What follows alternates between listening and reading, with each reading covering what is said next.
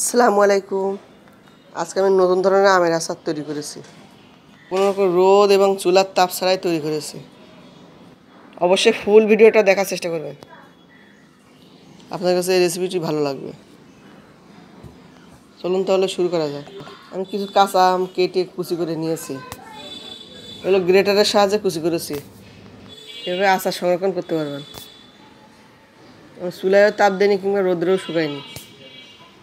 আমি কীভাবে তৈরি করেছি এটা স্কিপ না করে অবশ্যই দেখবেন। এর মধ্যে হলুদ এবং লবণ দিয়ে মাখিয়ে রাখবো 1 ঘন্টার জন্য। ভালোভাবে মাখিয়ে নিচ্ছি। আমার রেসিপি ভালো লাগলে একটা লাইক দিবেন আর সাবস্ক্রাইব করে পাশে থাকবেন। নতুন ভিডিও দেওয়া মাত্রই আপনি পেয়ে যাবেন।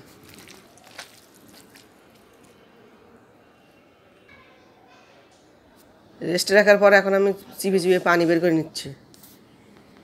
লবণের পরিমাণটা একটু বেশি দিতে হবে, তা না হলে পানির সঙ্গে চলে যাবে।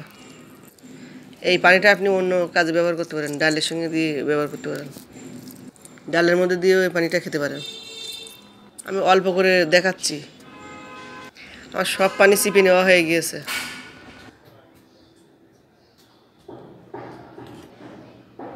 একটা কাপড়ের মধ্যে বিছিয়ে বাতাসে শুকিয়ে নিতে হবে, কিংবা আপনি যদি ফ্রিজের মধ্যে রাখেন তাও শুকিয়ে যাবে। নরমাল ফ্রিজে একটা পাত্রে বিছিয়ে রাখতে হবে। নরমাল ফ্রিজে রাখলে 2 থেকে 3 দিন রাখলে শুকিয়ে আসবে। অবশ্যই আমের পানিটা শুকিয়ে নিতে হবে।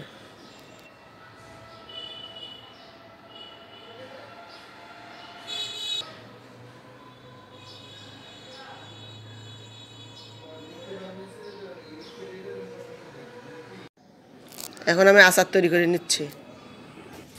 এর মধ্যে 2 থেকে 3টি রসুন কুচি দিতে হবে, অবশ্যই বড় সাইজের রসুন কুচি। সরিষা, পাঁচফোড়ন, গোলমরিচ, শুকনা মরিচ গুঁড়া করে নিয়েছি। এর মধ্যে স্বাদ মতো লবণ দিয়ে নিতে হবে। এখন দিয়ে দিচ্ছি সরিষার তেল। গুঁড়া করে রাখা মশলা দিয়ে দিচ্ছি। এখন ভিনেগারটা ছিল না, এই জন্য দেখাতে পারিনি। দেওয়ার পর ভালোভাবে মিশিয়ে নিচ্ছি। 1 লিটার কাঁচা আমে 250 গ্রাম ভিনেগার দিতে হবে। ভিনেগার দিলে আচার অনেকদিন সংরক্ষণ করা যায়। এখন বয়মে কীভাবে সংরক্ষণ করতে হবে সেটা দেখিয়ে দিচ্ছি। শুকনো একটা কাঁচের বয়ম নিয়ে ওর মধ্যে সরষের তেল দিয়ে দিচ্ছি। প্রতিবার অল্প করে আম দিতে হবে আর সরষের তেল দিতে হবে। আপনার কাছে ভিনেগার না থাকলেও আপনি এই আচারটা তৈরি করতে পারবেন। শুধুমাত্র সরষের তেল দিয়েও সংরক্ষণ করতে পারবেন। আমি অল্প অল্প করে আম দিয়ে দিচ্ছি এবং সরষের তেল দিচ্ছি। একবারে সব ঢেলে দিয়ে দেওয়া যাবে না, অল্প অল্প করে দিতে হবে, সরষের তেল দিতে হবে। এখন স্কিপ করে করে দেখবেন না, তা নাহলে বুঝতে পারবেন না আমি কীভাবে সংরক্ষণ করছি। আমার রেসিপি ভালো লাগলে লাইক, কমেন্ট, শেয়ার করতে ভুলবেন না, আর সাবস্ক্রাইব করে অল নোটিফিকেশন অন করে রাখুন। নতুন ভিডিও দেওয়া মাত্র আপনি পেয়ে যাবেন।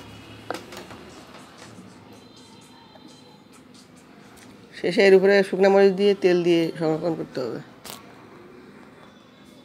ডুবো তেলে আচার দিয়ে রাখলে আচার ভালো থাকে, অনেকদিন সংরক্ষণ করা যায়।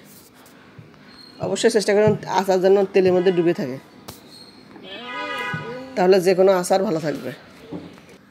আর ভিনেগার দিলে আরও অনেক দিন ভালো থাকে। 1 কেজি আমের মধ্যে 250 গ্রাম ভিনেগার দিতে হবে।